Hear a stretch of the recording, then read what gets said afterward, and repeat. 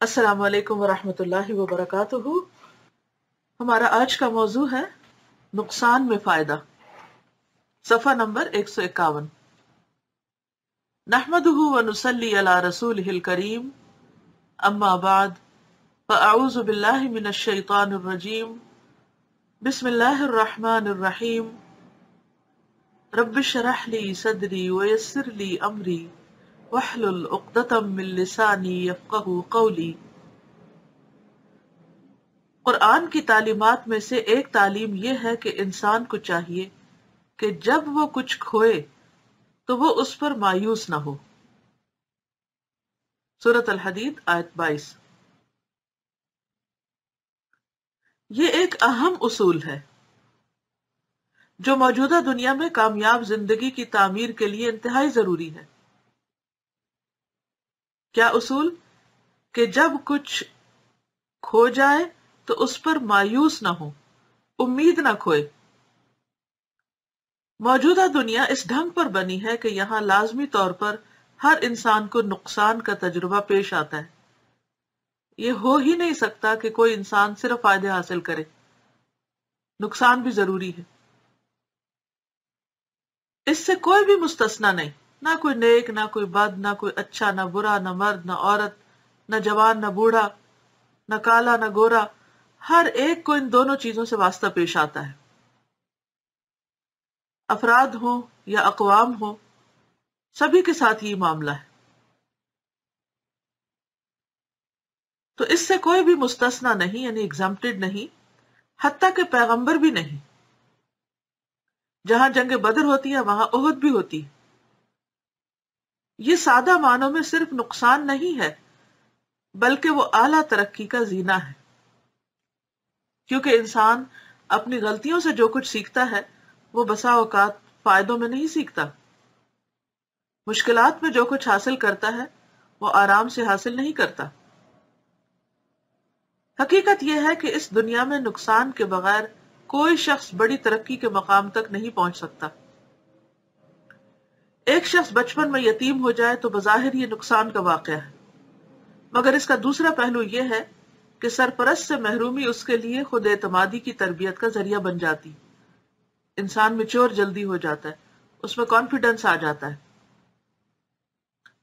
ایک باپ معاشی دوڑ میں ناکام رہ جائے تو اس کے بچوں میں عمل کا نمایاں شوق پیدا ہو جاتا ہے۔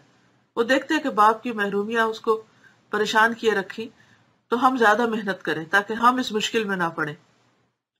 وہ زیادہ محنت کر کے باپ سے بھی زیادہ بڑی ترقی حاصل کر لیتے ہیں۔ ایک شخص کو اپنے باپ سے وراثت میں کچھ زرعی زمین ملی، مگر اس کے کچھ قریبی لوگوں نے غلط کارروائی کر کے اس کی آبائی زمین اس سے چھین لی، یعنی ناجائز قبضہ کر لیا۔ اس کے بعد وہ شہر چلا گیا، اس نے ایک فیکٹری میں ملازمت کر لی۔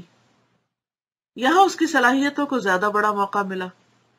ترقی کرتے کرتے وہ خود ایک فیکٹری کا مالک بن گیا۔ ترقی کرتے کرتے وہ خود ایک فیکٹری کا مالک بن گیا۔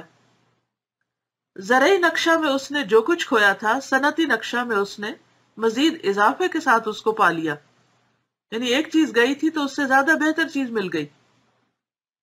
اس دنیا میں امکانات کی تعداد اتنی زیادہ ہے کہ یہاں نقصان میں بھی فائدے کا پہلو موجود ہوتا ہے، یعنی اللہ نے اتنی اپرچونٹیز رکھی ہیں ہر طرف، ضرورت اس بات کی ہے کہ انسان ان کو اویل کرے، ان کو دیکھنے والا ہو۔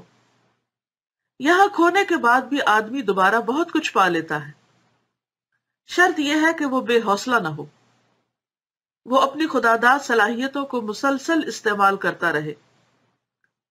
مایوسی ہمیشہ وقتی نقصان کی بنا پر ہوتی ہے، یعنی انسان امید چھوڑ دیتا ہے۔ آدمی کی نگاہ اگر مستقبل کو دیکھ سکے تو وہ کبھی مایوس نہ ہو، کیونکہ اس دنیا میں بار بار حالات بدلتے ہیں، بار بار موسم بدلتے ہیں، بار بار مزاج بدلتا ہے، بار بار ایسا ہوتا ہے کہ زمین کی گردش رات کو صبح میں تبدیل کر دیتی ہے۔ لہذا کبھی بھی انسان رات کے آنے پر مایوس نہ ہو، پریشان نہ ہو اور کام نہ چھوڑ بیٹھے۔ اصل ضرورت اس بات کی ہے کہ انسان محنت کرتا رہے، کوشش کرتا رہے۔ تو سوچئے آج آپ کو کوئی نقصان تو نہیں ہوا صبح سے؟ کسی نے کوئی ایسی بات تو نہیں کہہ دی کہ آپ کا دل ٹوٹ گیا ہو، یا آپ کا دل چھوٹا ہو رہا ہو، یا کوئی آپ سے ناراض ہو گیا ہو، یا کوئی اور ایسی چیز آپ کے سامنے پیش آئی ہو کہ جس سے آپ کے اندر ایک تکلیف پیدا ہوئی ہو. تو آپ دیکھیں گے کہ اس چیپٹر کو پڑھنے سے آپ کا حوصلہ بلند ہو جائے گا. قرآن پاک میں آتا ہے نا، جو تم سے چھوٹ گیا چلا گیا اس پر غم نہ کرو، کیونکہ ہمیشہ یہی حالت تھوڑی رہے گی، یہ پھر بدل جائے گی، پھر تبدیلی آ جائے گی، پھر حالات ٹھیک ہو جائیں گے. اللہ تعالیٰ اس سے بھی زیادہ دے دے گا، بہتر دے دے گا. کئی دفعہ ایسا نہیں ہوا کہ ایک چیز آپ کے پاس سے گئی، مثلاً کوئی ایک برتن ٹوٹ گیا، اس سے زیادہ بہتر اچھا نیا برتن مل گیا. کوئی ایک کپڑا جل گیا، اس سے بہتر کپڑا آپ نے بنا لیا. کوئی بھی چیز، صرف مادی چیزیں نہیں، جتنے بھی امکانات ہیں، جب ایک دن جاتا ہے تو رات آپ کو آرام کے لیے مل جاتی ہے اور پھر ایک نیا دن مل جاتا ہے. تو جب تک زندہ ہیں آپ، زندگی ملی ہوئی ہے، تو اس کی قدر کریں، اس سے فائدہ اٹھائیں، اور زندگی کا کوئی دن بھی مایوس رہ کے، پریشان رہ کے، موڈ آف کر کے نہ گزاریں کہ جس سے آپ خود بھی اور دوسرے بھی تکلیف اٹھائیں. تو ہمیشہ پر امید رہیں، آگے بڑھتے رہیں اور کوشش کرتے رہیں. اللہ تعالیٰ سے دعا ہے کہ وہ ہمیں اس زندگی سے بھرپور فائدہ اٹھانے کی توفیق دے اور ہم زیادہ سے زیادہ نیک عمل کر سکیں. وآخر دعوانا ان الحمد للہ رب العالمین. السلام علیکم ورحمۃ اللہ وبرکاتہ.